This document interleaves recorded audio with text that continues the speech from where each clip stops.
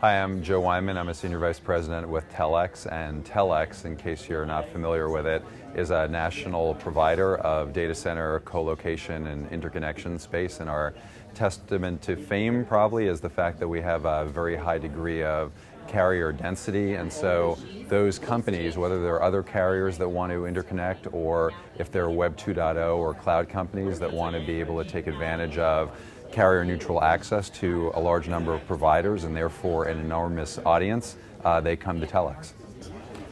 Well, what I've noticed is obviously people are familiar with the notion of hyperscale data center build-out, especially for cloud providers, and they have this theory that a few consolidated mega data centers are the right way to go. And actually what we're finding is that those consolidated data centers need to be complemented by more of a dispersed footprint that's closer to customers. In TelX's case, now with the build-out that we have with 19 data centers across the US and new ones opening up in Portland and Seattle, we're basically within just a few milliseconds of 95% of the US consumer base, and therefore you've got companies like Netflix that are deployed in our centers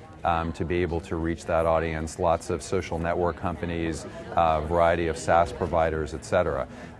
So it transforms the model a little bit from the perspective that it's only financial hedge fund types that are interested in milliseconds of latency. Everyone is trying to become more interactive, which requires a more dispersed footprint.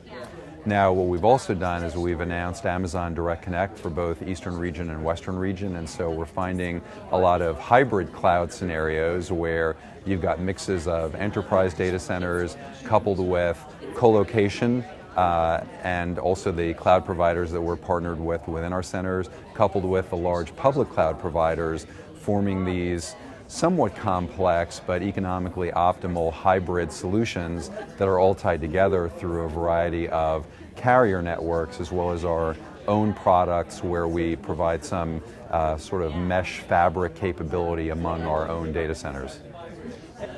Well, the media and entertainment segment is one of our largest segments, and I think the reason for that has to do with the trends that we're seeing in this space. If you go back, I don't know, 10, 20 years, you had just a few national broadcast channels that then sort of evolved to cable. And now, of course, what you find is that the new media companies have several characteristics. First of all, extremely high bandwidth requirements. As video streams go increasingly higher resolution with 4K now beginning to come to the fore. And then you also have unicast streams, so every user is getting their own on-demand stream, whether it's through a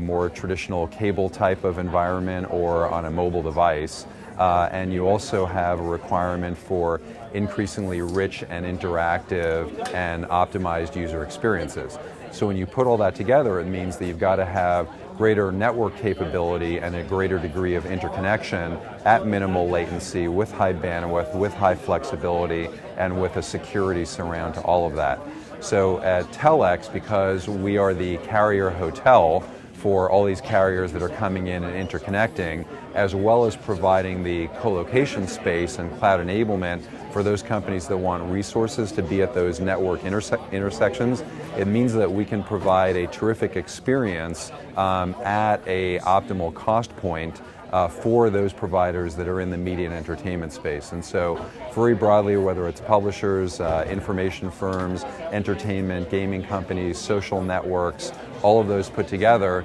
it means that TelX is increasingly a home for them across our national footprint.